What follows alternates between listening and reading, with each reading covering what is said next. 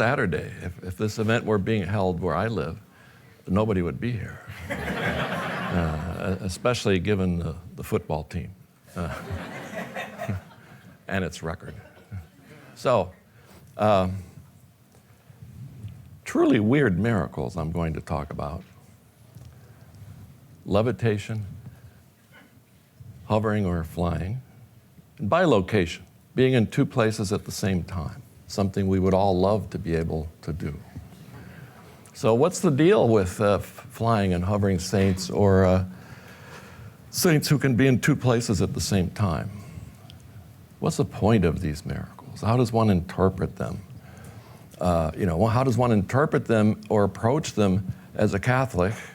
But then a separate question that is how does any historian who hopes to have a wide audience and the respect of his fellow historians deal with impossible events? And that is what I'm about to venture into with you. How can one write a history of the impossible? There you have St. Ignatius Loyola, founder of the Jesuits, not only levitating, but glowing. Levitation. And then bilocation. There you go. How does one write a history of the impossible? It's a question of wild facts versus social facts, and I'll explain this as quickly as possible. Philosopher and psychologist William James worked on what he called wild facts. History is full of wild facts, of things that are impossible. But then we live with social facts.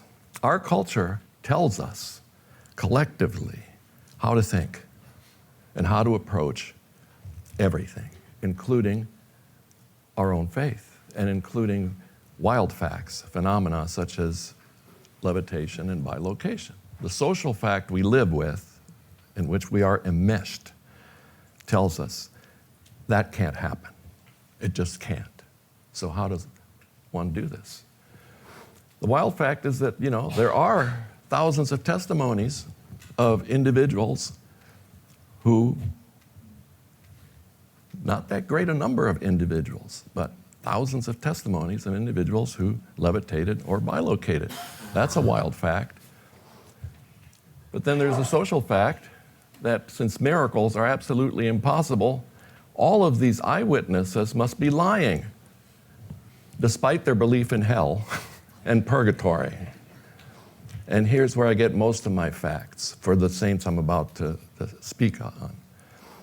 From the canonization inquests conducted for St. Teresa of Ávila and St. Joseph of Cupertino. Some of you may not be aware of this, but we're still using the same method, basically, in the 21st century for the canonization of saints that was put in place in the 16th and 17th century. And that involves a questionnaire. People who might have brushed against the saint, known the saint, lived with the saint, have had a miracle granted through their intercession. And there's a whole section of the questionnaire about miracles. Everyone who answers these questionnaires has to swear that they're telling the truth, as in a court of law, right? However, in the ultimate court of law, you don't just get a fine or a prison sentence. I always tell my students, they can cheat on exams if they want. Not my problem. I believe in the ultimate honor code, hell.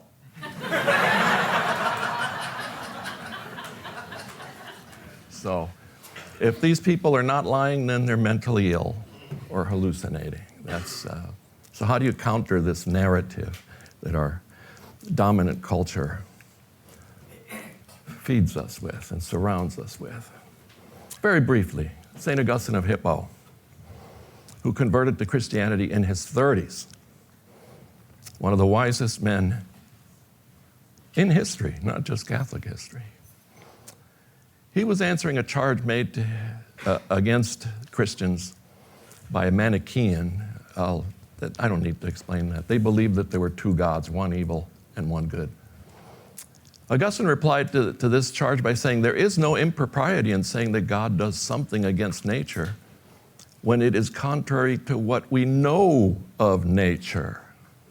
Admitting even in the 4th and 5th century that, scientists back then, like scientists in our own day, don't know everything. For we give the name nature to the usual and known course of nature, and whatever God does contrary to this we call prodigies or miracles, and another word used very, very frequently is wonders. As Professor Cavadini just said, miracles are wonders. They're signs that point towards a higher reality, and a higher reality that has an effect on our physical, material reality. And St. Thomas Aquinas, another intellectual giant, said, a miracle is a sensible effect produced by God which transcends all the forces of nature. And that is the definition I prefer to use. It transcends. It goes beyond. But as Aquinas said about grace, same thing applies to miracles. Grace does not destroy nature. Grace perfects nature. So miracles have a similar effect. A miracle does not contradict, destroy, antagonize, or violate the forces of nature. I'll skip the rest of the quote. That slide was made for one of my courses, and we'll move on. Oh, in the Enlightenment, 18th century, David Hume wrote a very, very famous and often cited treatise denying the possibility of miracles. And Hume was the ultimate skeptic, who said, since all our knowledge comes through our senses, and our senses are limited, we should always be skeptical about everything that we think is real. But on the other hand, because he was not really interested in being a Christian, there are no miracles. The plain consequence, and he's very wordy, very convoluted prose. The plain consequence is, and it is a general maxim worthy of our attention, that no testimony is sufficient to establish a miracle, unless the testimony be of such a kind that its falsehood would be more miraculous than the fact which it endeavors to establish. A miracle supported by any human testimony is more properly a subject of derision than of argument. So there you go. There's our social fact established. And if you look up on Google any Enlightenment figure, Google Enlightenment thinker in sunglasses, and you will get many, many more images like this. The Enlightenment blinded them all, I guess is the message conveyed. And here, within Catholicism, this man, Prospero Lambertini, look at the dates. He lived during the Enlightenment. He's a contemporary of Hume. Prospero Lambertini was, for many years, the devil's advocate in canonization cases, the person who raises doubts about all miracle accounts. And then he became Pope, Pope Benedict XIV. And he wrote that massive set of volumes detailing, improving the process of canonization and beatification, which is still used today. And I thought, because it only has one title, I thought, I should read that. And then I saw, oh my God. I'll leave that to the Vatican. But then, what happened? How did we become modern? The Protestant Reformation, I'll say briefly. All the major leaders of the Protestant Reformation in the 16th century and through the 17th century claimed that miracles had ceased around the year 100. No more miracles after the death of John the Apostle. Why? Because the 12 apostles had been so successful that the greatest miracle was not healings and other kinds of miracles. but the fact that people became Christians without miracles. So this grandfather of sociology, Max Weber, said that Protestantism had disenchanted the world. So he actually pinned the blame on our modern worldview on Protestantism. But actually, disenchantment doesn't cover what he really said. He called it Entzauberung in German. Zauber is magic. So it's the demagification of the world. And it's a key point in human history, the Protestant Reformation, precisely for that reason.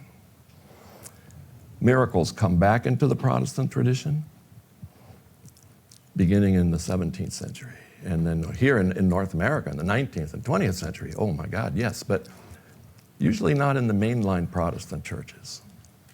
But they do come back. There are all sorts of miracles. And I like to point to this miracle as the greatest and most constant of all, the Eucharist, body and blood of Jesus Christ. And this painting shows you a theme that was very popular in the Middle Ages and in the early modern period, which is St. Gregory the Great celebrating Mass. At one Mass, Christ showed up physically along with all the instruments of his passion. Is Christ really there? I tried to explain this to my oldest son from the earliest age, and when he was about 3 or 4, no, he must have been younger because I was holding him on the way to communion, he doesn't say, he shouts, "Where's Jesus? Where's Jesus, Dad?" David Hume.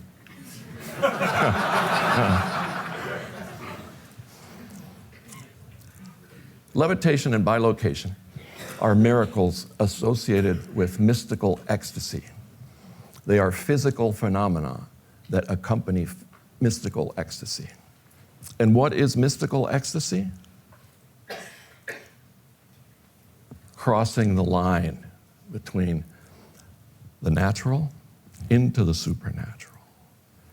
Crossing the line between the human and the divine. Although it's more proper to reverse the order, right? It's the supernatural coming into the natural, and the divine coming into the human. Imagine praying and getting feedback. Right? That's basically what mystical ecstasy is. And levitation and bilocation are a sign that the human body is also affected. It's not just the soul. You know, if you're ecstatically contemplating God, or as many of these mystics who go into ecstasies reach a level of prayer where they actually pray without words, and God does the praying. They've crossed over, but the body is affected. I'm going to get a little drink of water.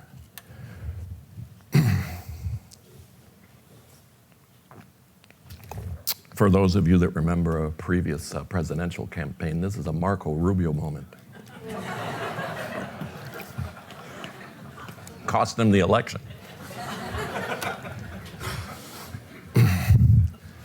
So there we have St. Francis. I know that you had a lecture, Saturday with the Saints lecture on the stigmata. There's my favorite rendition of the miracle of Francis' stigmatization by Giovanni Bellini, 15th century. This is a very modern painting because you do not see what Francis is seeing. But if you look at the painting close up, look at that little tiny red mark on St. Francis's hand. That's what Bellini is depicting, this ecstasy of St. Francis, where his body is given the gift. Imagine calling this a gift, the wounds of Christ. Levitation.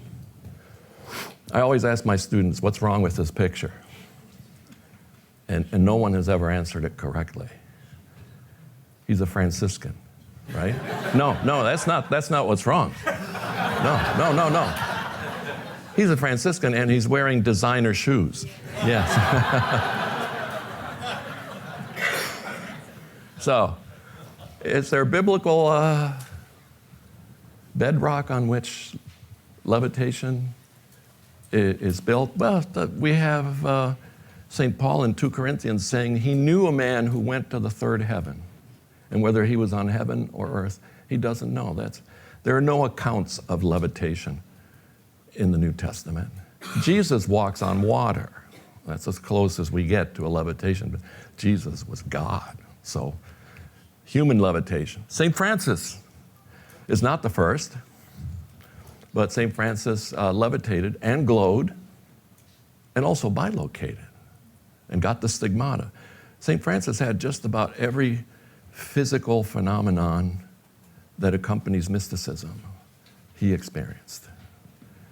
So there's a text from the Bonaventure's Life of Francis that he was beheld praying by night, his hands stretched out after the manner of a cross, his whole body uplifted off the earth. And by the way, the word levitation is a 19th century word invented by spiritualists, the same folks that believe in seances and psychic powers and all these kinds of things. Before that, you have to look for verbs. Ascended, was suspended, and so on and so forth. So levitation has a scientific ring to it. So it's a modern word, but it's a very apt word. And I swear to you, this is the God's honest truth. Every time I've lectured on levitation, jokes pour out from the audience. Oh, that must be a light subject. Oh no, that's such a light subject. This must be a very hard project to get off the ground. Yeah, sure, yes. We have many saints who levitated in the 16th and 17th century. One of these is the founder of the Jesuit order, St. Ignatius Loyola, who on several occasions was seen not only levitating but glowing. And notice his posture there. He is suspended in the air on his knees, because one of the earmarks of the phenomenon of mystical levitation is that the body goes into what a physician might call a cataleptic seizure. You seize up. Whatever position you're in when you go into ecstasy, your body keeps that position very rigidly, right? And you don't move, and your senses are shut off. So, in the case of some of these levitators, they were pricked with needles. They had candles held up to their eyes and stuff like that, and they would not react. And then they tried to move their limbs, couldn't do it. Tried to pull them down, couldn't be done. More about that. 2 more illustrations of St. Ignatius glowing and levitating. And by the way, I gave a talk at Boston College, and some of the Jesuits in the audience pointed out, this is hearsay. It's no testimony, so no, sorry. Sorry. I was educated by Jesuits. I went to Loyola, Chicago, so. And that was back in the day when there were actually a huge number of Jesuit professors who taught me how to be sneaky. And write a book like this. St. Teresa of Ávila, 1515 to 1582, one of the greatest mystics in Catholic history, levitated often and begged God to stop it. Stop it. Please, you're attracting attention to me, and I don't need attention attracted to me. Why? Because the chief virtue for any monastic is humility. Or as St. Bernard of Clairvaux put it when asked, what is the greatest virtue? Humility, humility, and humility. So a person can get a swelled head if everyone starts saying, oh, you're such a great saint. Plus, the Inquisition in Spain at this time was dealing with many frauds, especially nuns who faked or tried to fake levitation, just slight levitation. One of them did it by wearing basically platform shoes under her habit. Another one snuck a broom under her habit and kind of, climbed up on it. So the Inquisition was examining anyone who was said to levitate, very, very cautiously. Please stop it, God. And then she says, yeah, it stopped. She says that in her autobiography, which was written in 1562. But then later in a letter written in the 1570s, she says to someone, it's back. It's come back. So it came back later in her life. And there's one of those later occurrences, 1573 or 74. Another great mystic, St. John of the Cross, became confessor to Teresa's nuns in Ávila. And on Trinity Sunday, they were talking about the Trinity, and this happened. They both went up simultaneously. Many witnesses to this. And there you have another rendition. And if you can see, because it's kind of blurry with all this light, on the right-hand side, St. John of the Cross has the chair under him. The chair goes up with him. And actually, it was being at this convent, at that spot, that started me working on this book. Because the tour guide was giving us, a description of the convent. Here's the kitchen, here's the refectory where they ate, here's the staircase. Oh, and this is the spot where St. Teresa and St. John levitated for the first time, because they did it more than once. My brain went poof. The other great levitator, St. Joseph of Cupertino, 1603 to 1663. There are so many artistic renditions of Joseph's levitations. He levitated more often, higher, and also in the most full range of directions. Forwards, backwards, sideways, up. And there you have one of the stories related in the canonization inquest, how he helped some workmen erect a huge cross outdoors. And of course, those of us who are old enough to remember Superman comic books, this looks like something Superman might do. There's another depiction of St. Joseph up in the air. This is what happened to him when he was moved to a very remote Franciscan community near the holy shrine of Loreto in northern Italy. The shrine of Loreto claims to have the house in which Jesus grew up in Nazareth, which was miraculously transferred there by angels. And when St. Joseph got there, he saw angels ascending and descending over the shrine, and up he went. And this painting actually was sold at auction like 2 years ago. I can't believe somebody owns that and might have it hanging in their house. It's not in a museum. Oh, that's also to the right, Joseph at Loreto. To the left, Joseph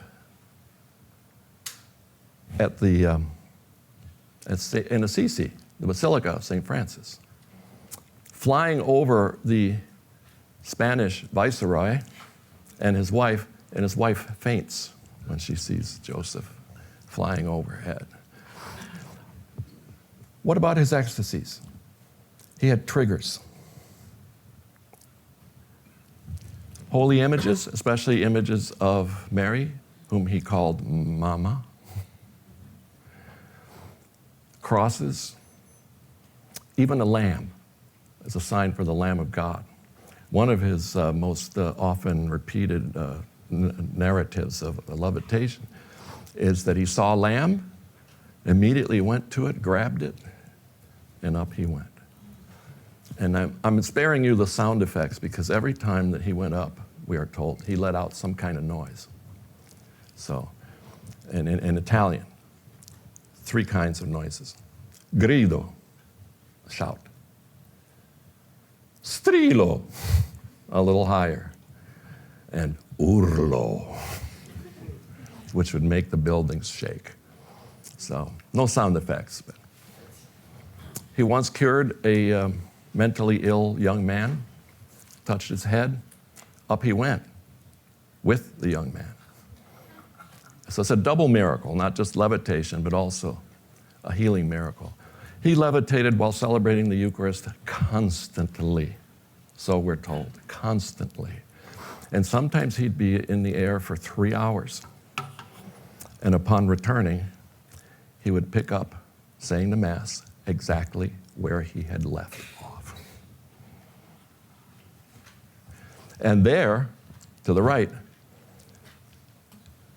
a Lutheran prince, not just Lutheran, but from Saxony, where Luther was based, Johann Friedrich of Saxony, saw him go up during consecration, became Catholic.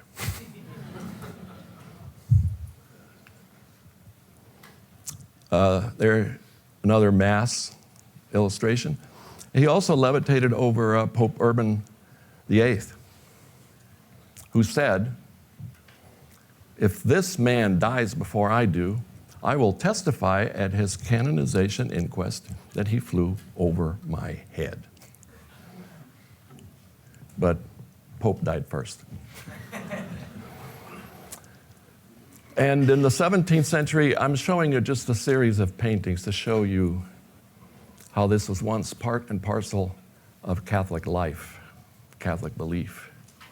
Because all of these paintings were commissioned by someone to be hung in a sacred space, usually a church or monastery or a convent. But in churches, the public would see images such as these. St. Francis receiving the stigmata. Look how different that is from the Bellini painting I showed.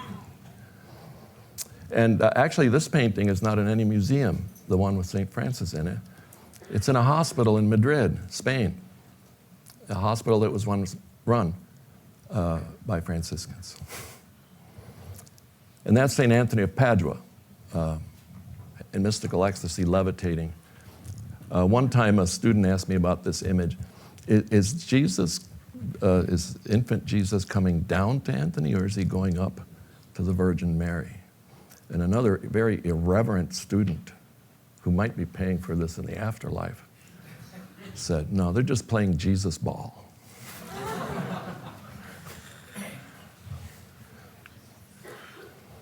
St. Dominic, founder of the Dominicans. Carthusians. And this artist, Vicente Carduccio, an Italian who lived in Spain, he's the one painter I have found who depicted the highest number of levitations in his art than any other artist. And this painting hangs in the Louvre Museum in Paris, and it depicts an unknown Franciscan in ecstasy. And the story behind this painting is that he was supposed to be on kitchen duty. And under obedience, he had to fulfill his duties. But he went into ecstasy in the kitchen, and angels came to help him by doing his job. But notice the witnesses. In almost every painting and etching that I have seen of levitations, the artist includes eyewitnesses. And that's an important point, because all that is left behind for us and for anyone who views this painting is that there were witnesses. This did happen, and somebody did see it. Bilocation, well, you've seen this trick before. That's where I have my office, in that building there. So, and that inflatable figure, that was one of my Christmas presents for my wife last year. Said it was the best Christmas present she's ever received. Although it scares the hell out of me every time I see it. St. Francis bilocating, but this is the greatest bilocator in Catholic history. Sor Maria de Agreda, who never left her little tiny town of Agreda, actually never left her convent, which was the house in which she was born and was turned into a convent when she was 15. But you see the left-hand side? What are those Native Americans doing there? Well, without leaving Agreda, she appeared in what is now Texas, and New Mexico over 500 times, acting as a missionary to the Jumano people. And in Southwestern lore, popular lore, she is known as the Lady in Blue because her Franciscan Conceptionist habit had a bluish, part of it was blue. So I did the frequent flyer miles there, but that's irreverent because she didn't really fly. She just suddenly was here, suddenly was there. Now here's what you have to understand. Here, being Agreda, she is in a cataleptic ecstasy, rigid, levitating. While that is happening, she's doing this. Of course the Inquisition investigated her. Of course they did. They gave her a pass. It's very complicated. It also helped, though you have to say this as a historian, it helped immensely that King Philip IV of Spain, who at that time was arguably the most powerful, wealthiest monarch in Europe, heard of this, went to visit her, and established a relationship with her. They wrote over 300 letters to each other, in which Philip basically, you could say he was going to confession with Sor Maria, but of course she couldn't absolve him. But he confessed many of his sins. He was very given over to especially the sin of adultery. And he thought actually that Spain was declining because of his sins. And these exchanges are constant. So she had the king's ear, she had the king's eyes, his protection. So that helped. But still, the Inquisition went after her. I should mention, church and state in Spain at this time. The Inquisition goes after the Archbishop of Toledo, Bartolomé Carranza, the highest ecclesiastic in Spain. And he's imprisoned for 17 years. And the king can't stop it. That's what we're talking about. So the fact that she knew Philip IV was not enough to say, well, she faked it all and Philip played the game. No. She also did this. Amazing enough, she claimed she had constant visits from the Virgin Mary, and that the Virgin Mary dictated her autobiography to her, and she acted as scribe. Look at all those volumes.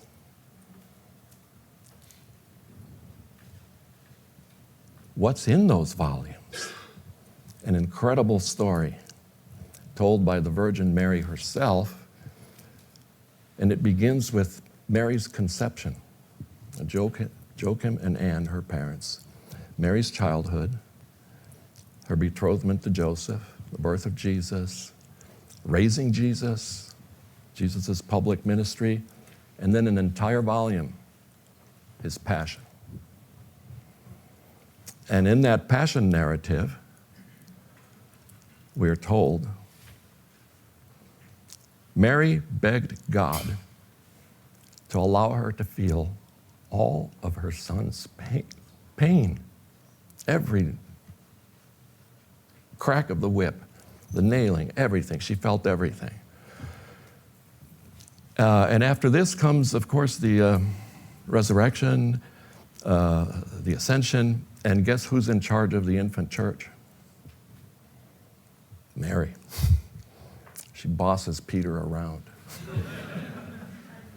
So that caused a problem too. She was investigated for this too.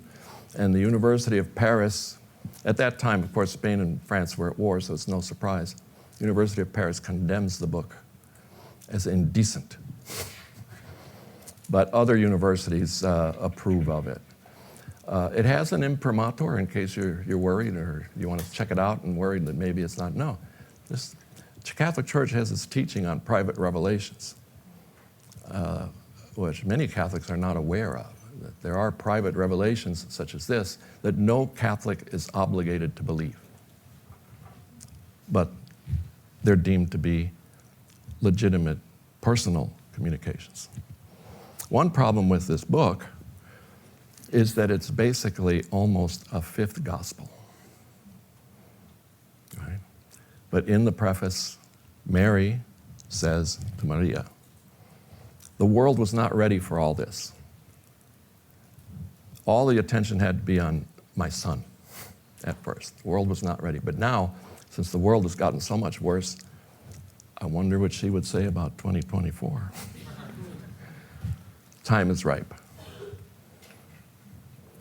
Who is the first certified levitator? This man. The first man to go up in a hot air balloon,